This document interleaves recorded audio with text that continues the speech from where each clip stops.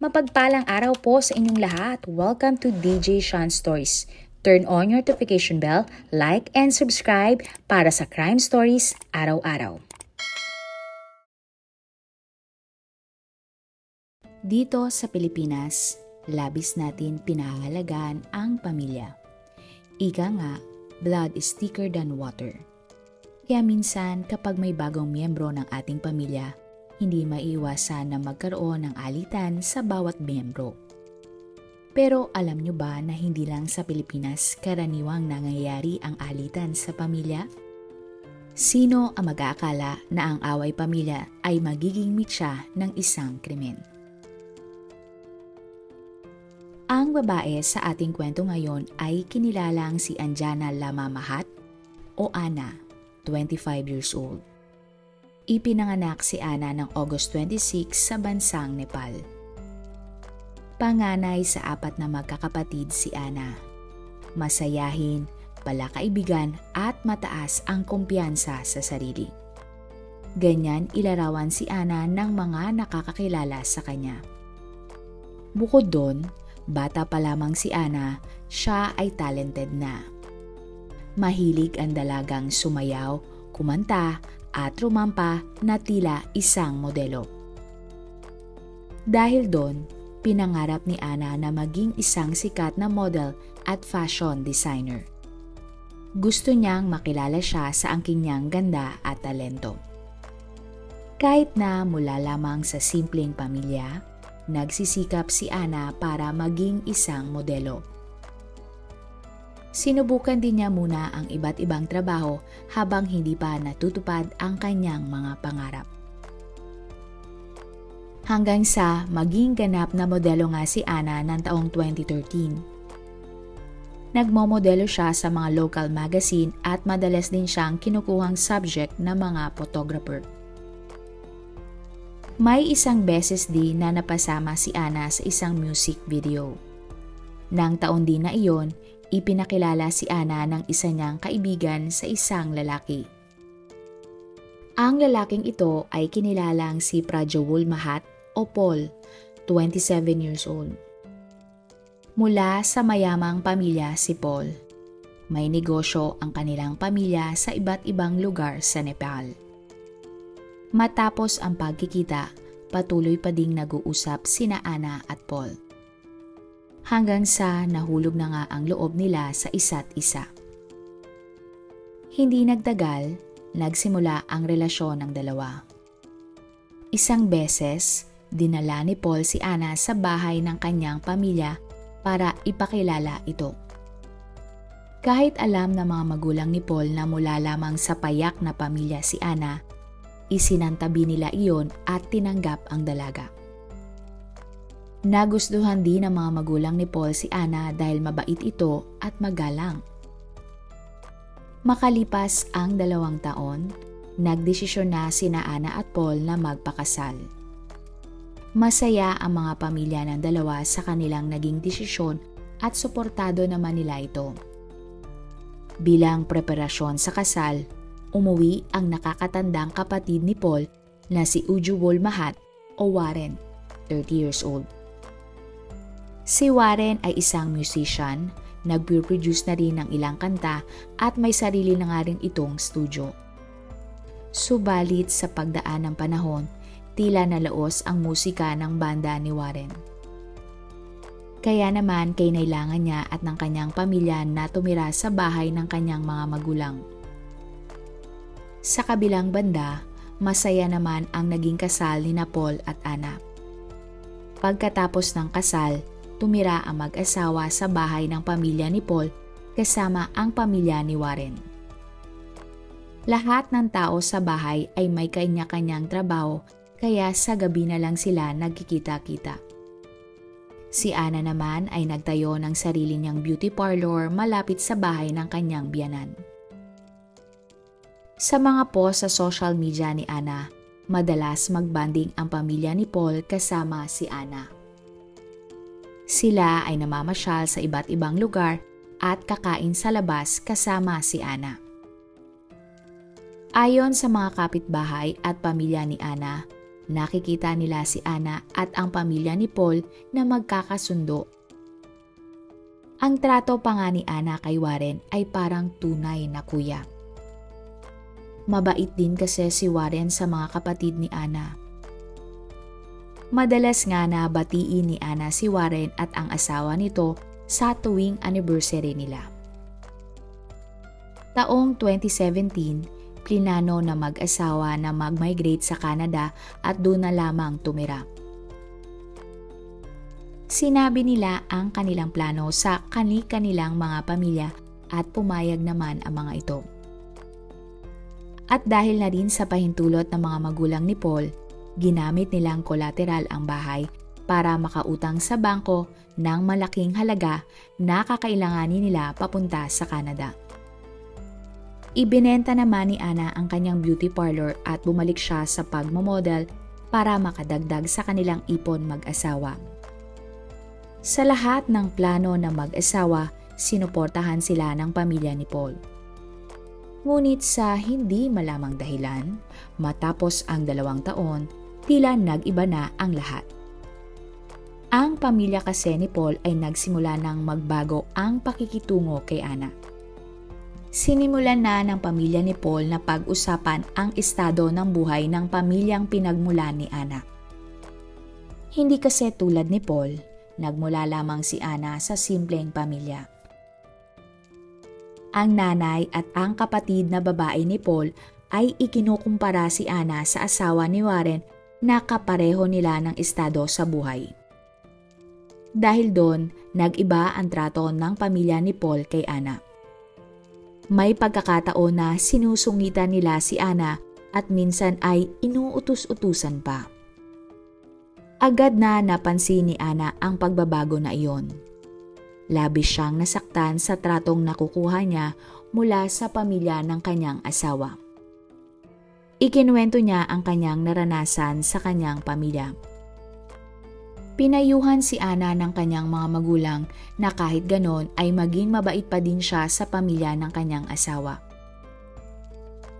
Sa paglipas ng panahon, hindi na nagbabanding si Ana kasama ang pamilya ni Paul.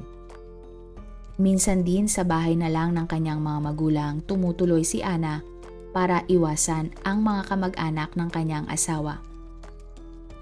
Pakiramdam din ni Ana, madalas siyang maliitin ng asawa ni Warren dahil sa pagpaparinig ng babae. Sa tuwing babanggitin ni Ana kay Paul ang namumuong tensyon sa pagitan niya at ng pamilya ni Paul, walang kinakampihan si Paul. Katwiran niya, mahal niya pareho ang kanyang asawa at kanyang pamilya kaya wala siyang kakampihan. Taong 2019 nang magkaroon ng anak sina Paul at Ana.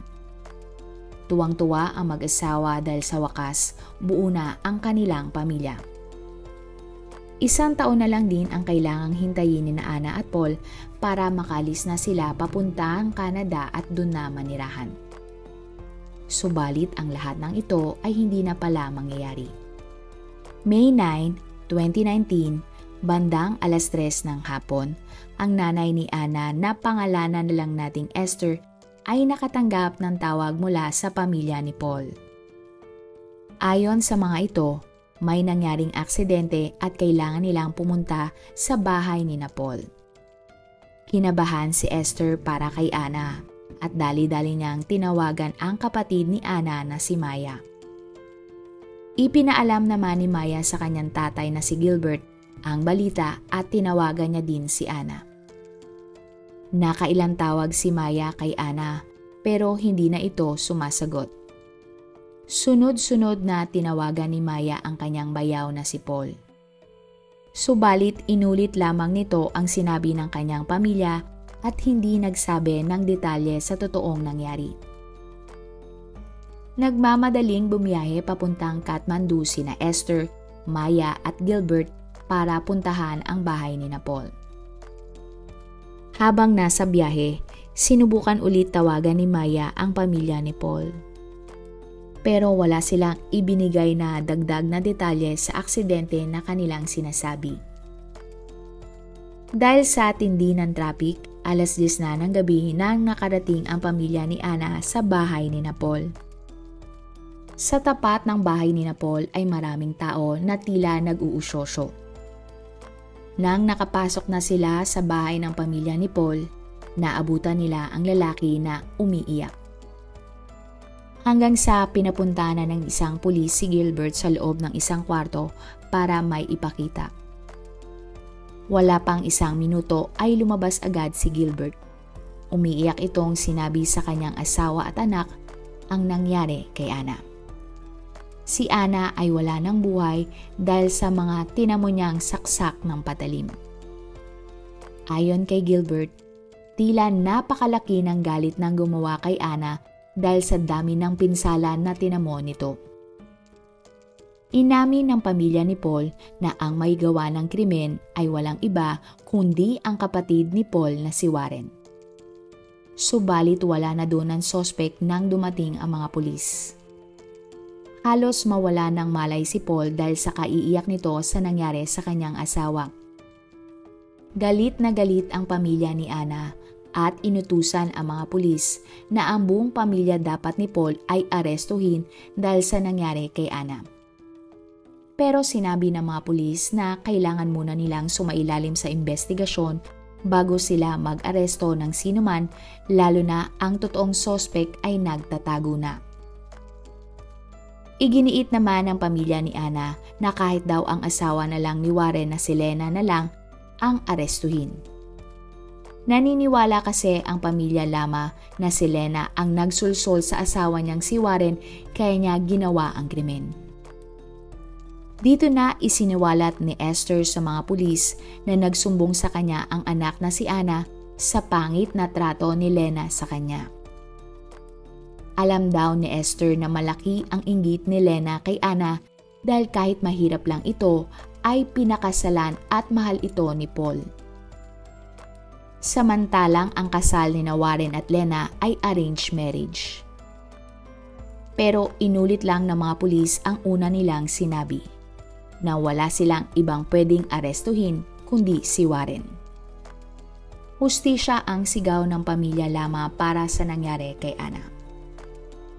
Sinimula namang hanapin ng mga pulis si Warren. Nang araw din na iyon natagpuan nila ang lalaki sa kabilang bahay ng pamilya Mahat. Agad siyang inaresto at kinasuhan ng murder. Siya ay ikinulong habang naghihintay ng trial. Ayon kay Paul, nasa trabaho siya nang makatanggap siya ng tawag mula sa kanyang nanay. Pinapauwi daw siya nito dahil may nangyaring masama kay Ana.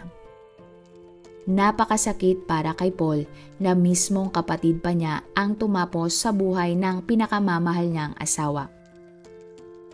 Napuno na din ng galit ang lalaki nang nalaman na sumigaw at humingi ng tulong si Ana sa mga tao sa kanilang bahay. Pero ni isa ay walang sumaklolo sa kanyang asawa. Ayon naman sa autopsy report kay Ana, sinubukan niyang manlaban at protektahan ang kanyang sarili. Subalit sa huli ay nanaig pa rin ang lakas ni Warren. At base nga sa report, bandang 1:30 pa lang ay wala ng buhay si Ana. Ibig sabihin, hindi agad ipinaalam ng pamilya ni Paul sa pamilya ni Ana ang nangyari sa kanya. Ayon naman sa mga kapitbahay ng pamilya ni Paul, hindi nila akalain na mangyayari iyon.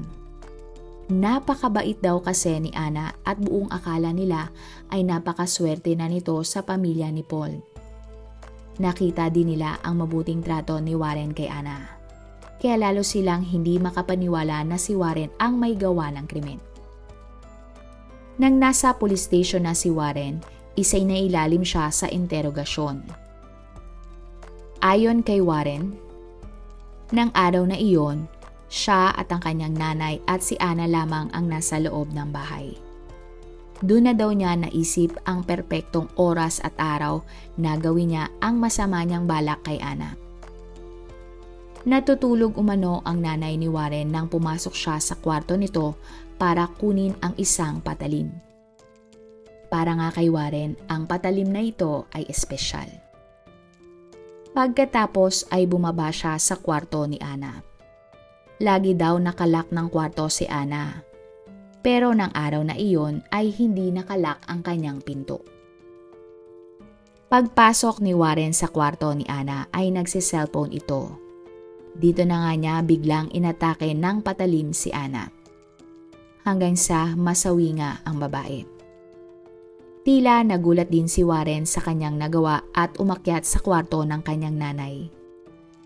Sinabi ni Warren sa kanyang nanay ang ginawa niya kay Ana at sinabihan ito na tumawag ng mga pulis. Pero imbis na tumawag ng mga pulis, pinatakas siya ng kanyang nanay at saka tumawag ng pulis. Ang trial ng kaso. August 2019, nagsimula ang trial ni Warren. Lahat ay ginawa ng pamilya Mahat para mapawalang sala si Warren. Sinabi nila sa trial na may sakit daw sa pag-iisip si Warren at mabigat ang kanyang pinagdadaanan kaya niya nagawa ang krimen. Idiniin naman ng abogado ng suspect na dahil sa pagbagsak ng karir ni Warren kaya wala na siya sa tamang pag-iisip. Sa huli, nag-plead ng not guilty si Warren. Inamin din ni Warren na halos 2 taon niya nang pinaghahandaan gawin ang pagpatay kay Ana. Tinanong ng prosecution si Warren kung bakit niya nagawa ang krimen. Ayon sa lalaki, hindi niya nagustuhan na mula lamang sa mahirap na pamilya si Ana at hindi nila kauri na mayaman. Bukod doon, naiinis daw si Warren sa ugali ni Ana. Madaldal daw ito, madalas maingay at may pagkapakailamera. Dagdag pa ni Warren, hindi niya gusto na modelo si Ana at nagsusuot daw ito ng maikli o hindi akmang damit pang babae. Sinabi din ni Warren na masyadong matalino si Ana.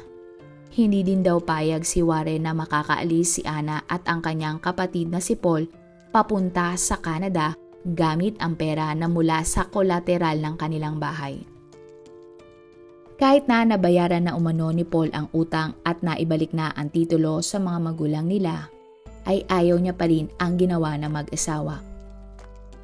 Kwento pa ni Warren, madalas din daw ay naririndi na siya sa kanyang asawa kapag naiinggit ito kay Ana. Iyon daw ang mas lalong nakakapagpagalit kay Warren kaya niya nagawa ang krimen. Ayon naman sa interview kay Paul, wala siyang idea na ang laki pala ng galit ng kanyang kapatid sa kanyang asawa. Ni minsan daw kasi hindi ito nagsasabi sa kanya o kay Ana ng sama ng loob. Palagi kasing nakangiti at mabait si Warren sa kanilang mag-asawa. Hindi naniniwala si Paul na talagang may sakit ang kanyang kapatid na si Warren. Hindi naman daw kasi napapansin ang mga sintomas sa kanyang kapatid. Wala din daw ipinakita si Warren na ebidensya na galing ospital tungkol sa kanyang sakit. Napakasakit para kay Paul na tila kinakampihan pa ng kanyang pamilya ang kanyang kuya kahit na nakagawa ito ng krimen. Matapos ang 2 taon, napatunayang guilty si Warren sa pagpatay niya sa kanyang hipag na si Ana. Hinatulan siya ng habang buhay na pagkakakulong. Masaya ang pamilya ni Ana dahil sa wakas ay nabigyan na ng hustisya ang pagkawala ni Ana. Para naman kay Paul, matatahimik na ang kanyang asawa dahil pagbabayaran na ni Warren ang ginawa nito sa kanya. Sa ngayon ay nasa Canada na si Paul tulad ng plano nila noon ni Ana. Sa tingin nyo, ano kaya ang dapat na ginawa ni Ana at Paul para hindi nangyari ang krimen? Sa tingin nyo, naiinggit kaya talaga ang asawa ni Warren na si Lena kay Ana? Kaya pinagawa niya ang krimen sa kanyang asawa? Kung bibigyan kayo ng pagkakataon na bigyan ng title ang ating kwento ngayon, ano ang ilalagay nyo? Huwag kalimutang i-follow at mag-subscribe sa iba pa nating YouTube channel katulad ng Manila Boy Wonder Philippines at Tagalog Facts at Mysteries by DJ Sean. Mapagpalang araw po hanggang sa susunod na episode. Salamat sa lagi niyo pong pagtutok araw-araw. God bless everyone!